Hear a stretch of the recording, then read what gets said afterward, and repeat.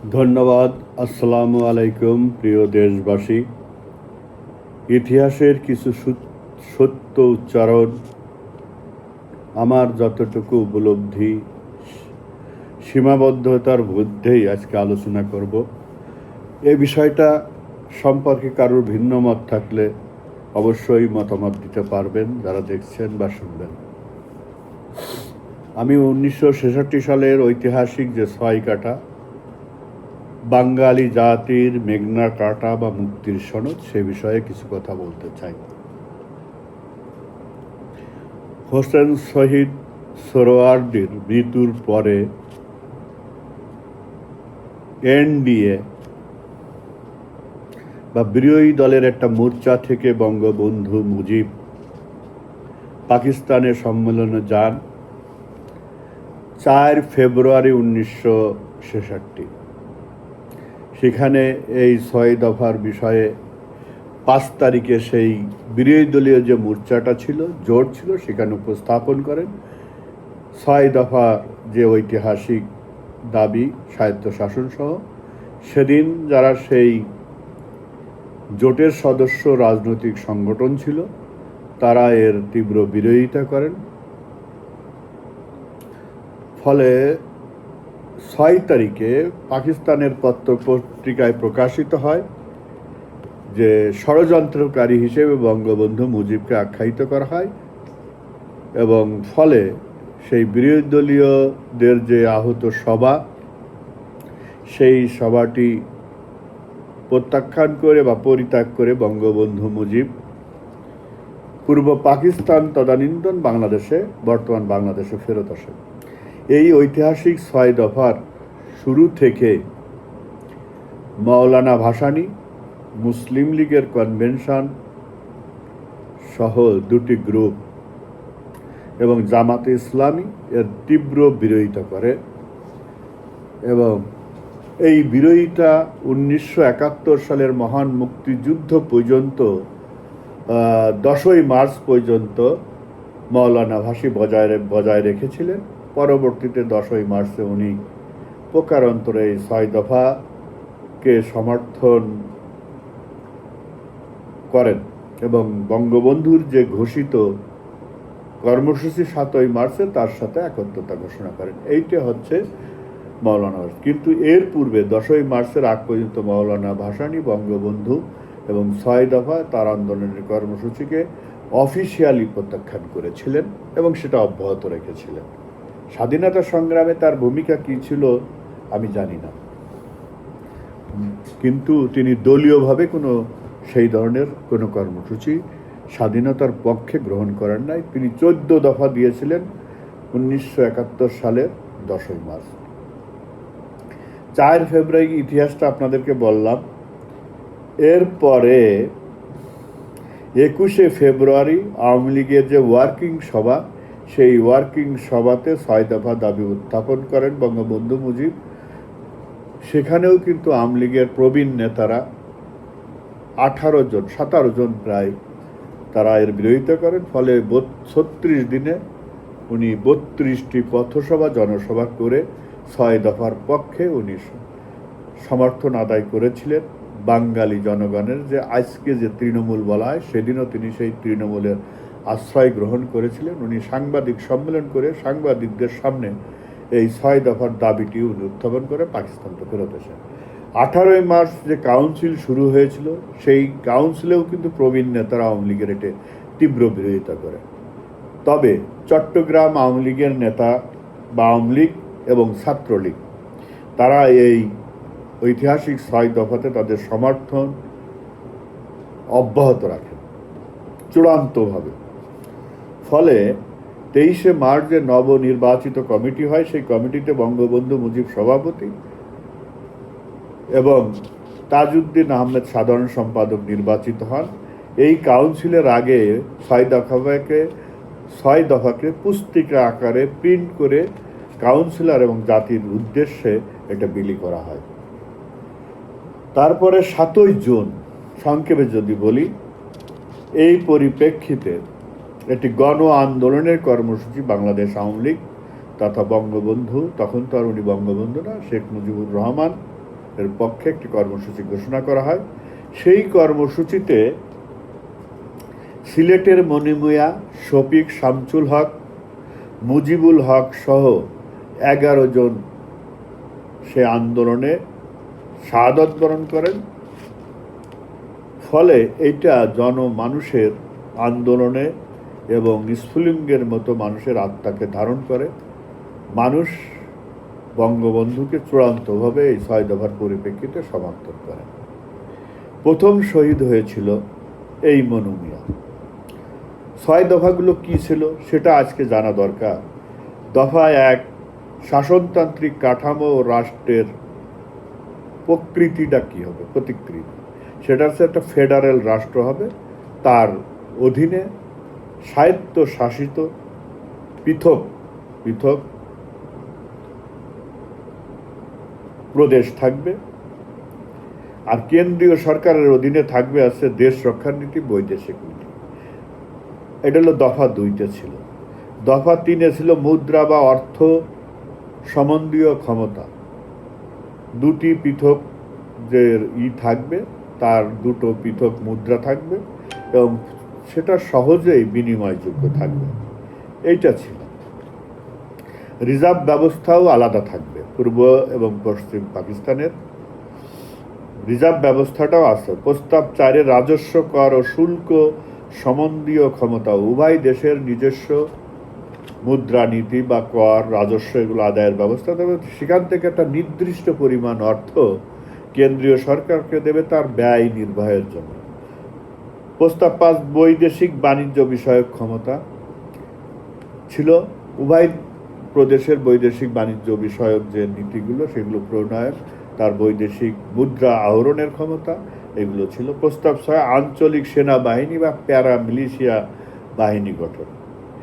এরই ধারাবাহিকতায় 1969-এর গণ অভ্যুত্থান এবং 1971 সালের স্বাধীনতা সংগ্রাম ও মুক্তিযুদ্ধ মাধ্যমে বাঙালি জাতির স্বাধীনতা সংগ্রাম এবং 16ই ডিসেম্বর ঐতিহাসিক যে বিজয়টা, এই বিজয়টা অর্জিত হয়।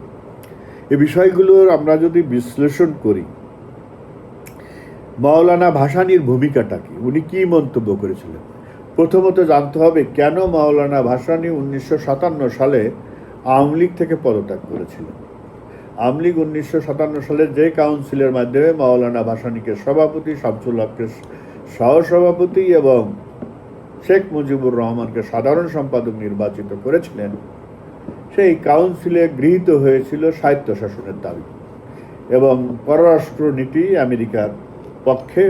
উনার ভাষায় এই 2টি কারণ দেখিয়ে উনি সেদিন দলীয় পদ থেকে ইস্তফা দিয়েছিলেন। ফলে শামসুল হক সাহেব ভারপ্রাপ্ত সভাপতি নির্বাচিত হয়েছিলেন, পরবর্তীতে ভারপ্রাপ্ত সভাপতির দায়িত্ব পালন করেছিলেন। এটা আপনারা প্রত্যেকেই জানেন। তাহলে বিষয়গুলো জটিলতা না। উনি 6 দফা দেওয়ার সাথে সাথে কি বললেন, পাকিস্তান ভাঙ্গার ষড়যন্ত্র বলে আখ্যায়িত করলেন, সিআইএর দলিল বলে আখ্যায়িত করলেন। উনি বললেন শেখ মুজিব এবং আওয়ামী লীগ যেটা নিয়ে লাফালাফি করতেছে এটা হচ্ছে সিআইএর একটা দলিল এবং এই দলিলকে ভাসানী সমর্থন করবে না, মানে না, মানবে না। উনি 1963 সালে পাকিস্তান সরকারের প্রতিনিধি হিসেবে, এর পিছনে গূঢ় রহস্যটা হচ্ছে জেনারেল ইয়াহিয়ার এবং পাকিস্তান সরকারের প্রতিনিধি হিসেবে উনি চীনে সফর করেন। তখন আইয়ুব খান চীনের সাথে তার বাণিজ্যিক এবং সম্পর্কটা ডেভেলপ করতেছিল। ফলে উনি চীন নীতির কারণে উনি আইয়ুব খানের পক্ষ নিয়েছিলেন। এই পক্ষ নেওয়ার কারণে উনি কিন্তু এই যে 66-র 6 দফাকে আর সমর্থন করতে পারেননি। ফলে সর্বপ্রথম সোহরাওয়ার্দী মারা যাওয়ার পরে বঙ্গবন্ধু মুজিব এই এনডিএ বা সে যে বিরোধী দলীয় জোটের কথা আগে বলেছিলাম সেখান থেকে বেরিয়ে এসেছিল।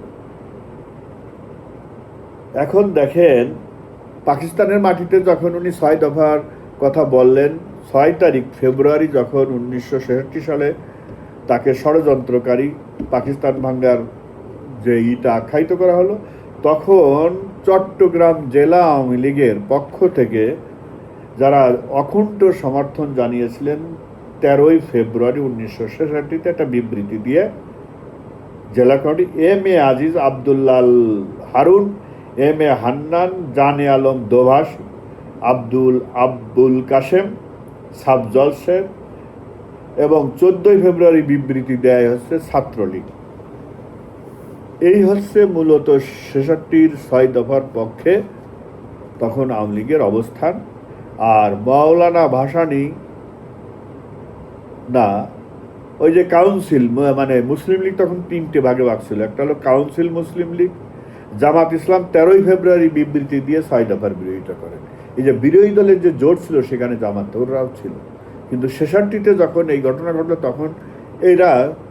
তখন এর থেকে বেরিয়ে গেল। এর পরবর্তীতে আর কখনো বাঙালি জাতীয়তাবাদের পক্ষে এই মুসলিম লীগ, এই জামাতে ইসলাম এবং ভাসানীরা কখনো সমর্থন দেয়নি।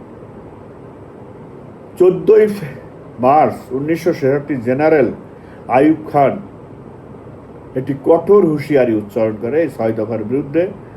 18 মার্চ 1966 কনভেনশন মুসলিম লীগ গৃহযুদ্ধের হুমকি দেয় এই 6 দফার বিপক্ষে মোনেম খানরা অবস্থান নেয়। 18 মার্চ আওয়ামী লীগের যে পুরাতন নেতারাও কিন্তু এই কাউন্সিলের বিরোধিতা করে, যে ইতিহাসটা ইতিপূর্বে বলেছি। 7/4/1966 সালে আনুষ্ঠানিকভাবে মাওলানা ভাসানী দলীয় ভাবে এই 6 দফার বিরুদ্ধে অবস্থান নেন, বলেন যে এই দফাগুলো আমরা মানি না। 6 দফাকে মোকাবেলা করার জন্যে তিনি 4 কমিউনিস্ট নেতা যাদের বিরুদ্ধে হুলিয়া ছিল তাদের হুলিয়া প্রত্যাহার করার আবেদন জানায় আইয়ুব খানের কাছে, জেনারেল আইয়ুব। কমরেড তুহা, আব্দুল হক, কমরেড আসাবউদ্দিন, সুকেন্দ্র দস্তিদার। কিন্তু সুকেন্দ্র দস্তিদার হিন্দু হওয়ার কারণে আইয়ুব খান তার উপর থেকে আর হুলিয়া প্রত্যাহার করে না। তিনি কমরেড অধ্যাপক মুজাফফর আহমদের হুলিয়াটা প্রত্যাহার করে নেন। এটা হলো মাওলানা ভাসানী সাহেব একটি পরামর্শ দিয়েছিলেন যে 6 দফার বিপক্ষে যদি আমাকে অবস্থান নিতে হয় অখণ্ড পাকিস্তানের জন্য, তাহলে এই কমিউনিস্ট নেতাদের হুলিয়া প্রত্যাহার করতে হবে। এই হচ্ছে মূলত অবস্থান। এবং 66-র এই এপ্রিল মাসের পরবর্তীতে গণগ্রেপ্তার শুরু হয় কিন্তু আওয়ামী লীগের নেতাকর্মীদের। 10 মার্চ 1971 সালের, এই যে বললাম একটু আগেই, 10 মার্চ 1971 সালে 14 দফা ঘোষণা করে 7 মার্চের ভাষণের পরে বঙ্গবন্ধু যখন বললেন যে নির্বাচিত প্রতিনিধির হাতে ক্ষমতা হস্তান্তর করতে হবে, সামরিক বাহিনীকে ব্যারাকে ফিরে যেতে হবে, জরুরি অবস্থা প্রত্যাহার করতে হবে, অন্যথায় এবারের সংগ্রাম মুক্তির সংগ্রাম। সাথে তিনি কিছু কর্মসূচি করেন যে পূর্ব পাকিস্তান থেকে আর একটি টাকাও পশ্চিম পাকিস্তানে যাবে না, রেমিটেন্স যাবে না, বাণিজ্য বিচ্ছিন্ন থাকবে, যোগাযোগ বিচ্ছিন্ন থাকবে, অসহযোগ আন্দোলন সমস্ত কর্মকাণ্ড উনি স্থগিত ঘোষণা করলেন। এই কর্মসূচিগুলোকে মাওলানা ভাসানী 14 দফা দিয়ে সমর্থন করেছিল, 6 দফাকে না, 7 মার্চের ভাষণকে। তাহলে ঐতিহাসিকভাবে যে রাষ্ট্রটার জন্ম হলো, সেই রাষ্ট্রটার জন্মে আওয়ামী লীগের যেমন পুরাতন নেতারাও বিরোধিতা করেছিল, কিন্তু তারা আওয়ামী লীগের সাথে ছিল। হোসেন শহীদ সোহরাওয়ার্দীও জীবিত ছিল না, ফজলুল হক সাহেবও জীবিত ছিলেন না, বরঞ্চ মহান মুক্তিযুদ্ধের সময় সোহরাওয়ার্দী সাহেবের মেয়েও বিরোধিতা করেছে, পাকিস্তানের পক্ষ নিয়েছে। শেরে বাংলা একে ফজলুল হক, তার মেয়েও কিন্তু রাষ্ট্রীয় দায়িত্বে থাকা অবস্থায় বিরোধিতা করেছিল এবং একটি বিবৃতিও দিয়েছিল পাকিস্তানের পক্ষে। আপনারা জানেন জাতিসংঘের প্রতিনিধিও ছিল বাংলাদেশের একজন মহিলা। আমি ওই ইতিহাসটা অন্যদিকে আলোচনা করবো। তা 6 দফাটা কেন ম্যাগনা কাটা বা মুক্তির সনদ, এই 6 দফার মধ্য দিয়ে মূলত পাকিস্তানি জাতীয়তাবাদ থেকে বাঙালি জাতীয়তাবাদের উন্মেষ ঘটে। এই দীর্ঘ সময় ধরে 47 সাল থেকে 66 সাল পর্যন্ত আন্দোলন সংগ্রামের কৌশল ছিল এক ধরনের, আর 66 ফেব্রুয়ারিতে 6 দফা দেওয়ার পরে বাঙালি জাতি হিসেবে বাঙালির আত্মপরিচয় গড়ে ওঠে। তার পরিপ্রেক্ষিতে 11 জন শাহাদত বরণ করেন, 69-এও গণ অভ্যুত্থান হয়। সেই মতিউর রহমান, আসাদ সহ অসংখ্য বাঙালি সেদিন শাহাদত বরণ করেছিলেন।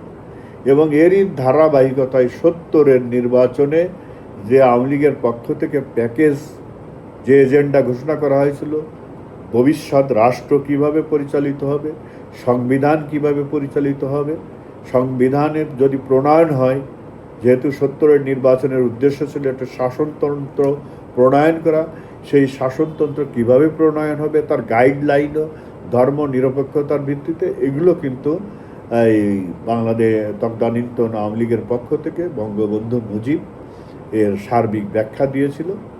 যদিও ইয়াহিয়া সরকার বলেছিল যে এরা হিন্দু রাষ্ট্রে পরিণত করবে, এরা ভারতের দালাল। ধর্ম নিরপেক্ষতা বলতে কি বোঝায়?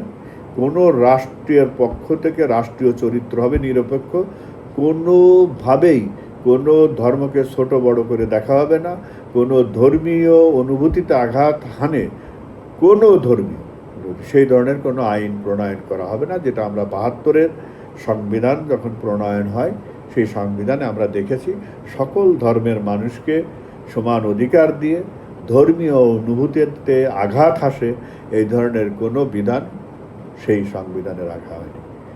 সবাইকে ধন্যবাদ। 6 দফাটা আমি যেটা বললাম এটা আমার নিজস্ব অভিমত। আমি যে সমস্ত তথ্য উপাত্ত পড়ে আমরা বুঝেছি সেখানে আনপ্যারালাল বঙ্গবন্ধু মুজিবের যে কর্মসূচি, এই কর্মসূচিটা আওয়ামী লীগের কেন্দ্র নেতারাও কিন্তু জানতেন না, যেহেতু উনি সরাসরি পাকিস্তানের বিরোধী দলীয় নেতাদের মিটিংয়ে তুলেছিলেন। পরবর্তীতে উনি এটা দলীয় ফোরামে তোলেন এবং কাউন্সিলে এটা অনুমোদন হয় এবং জাতীয় ইস্যুতে রূপান্তরিত হয়। এই কারণেই আমরা বলে থাকি, বাঙালিরা বলে থাকে, খোকা থেকে শেখ মুজিব, শেখ মুজিব থেকে বঙ্গবন্ধু, বঙ্গবন্ধু থেকে জাতির জনকে রূপান্তরিত হয়েছিলেন এবং জাতি রাষ্ট্রের জন্ম দিয়েছিলেন। এখন কার কতটুকু ক্রেডিট, অনেকে বিভিন্ন লোককে প্যারালালি দাঁড় করানোর চেষ্টা করে। এর বিরুদ্ধে আপনাদের অবস্থান, আমাদের অবস্থান, বাঙালি জাতির কি অবস্থান হবে? আমি চাই সত্য ইতিহাস নির্ভর একটি তথ্য ইউনিফর্মলি বাংলাদেশের বর্তমান আগামী প্রজন্মের জন্য আমরা রেখে যেতে চাই। এ বিষয়ে ভিন্ন কোনো তথ্য উপাত্ত থাকলে আপনারা জানাবেন। আমি আমার সেই বক্তব্য যদি সঠিক হয় অবশ্যই আমি আর একটি ভিডিওর মাধ্যমে সেই বক্তব্যকে সংশোধন করব অবশ্যই। সবাই ভালো থাকবেন। সাথে সাথে আমার যে ইউটিউব চ্যানেলটি আছে অ্যাডভোকেট এমডি মুতাসিম বিল্লাহ, আপনারা যদি সাবস্ক্রাইব করেন তাহলে বা লাইক শেয়ার দিয়ে সাথে থাকেন তাহলে হয়তো আমার যে চেষ্টা, এই চেষ্টাটা অব্যাহত রাখতে সহজ হবে। সবাই ভালো থাকবেন। জয় বাংলা।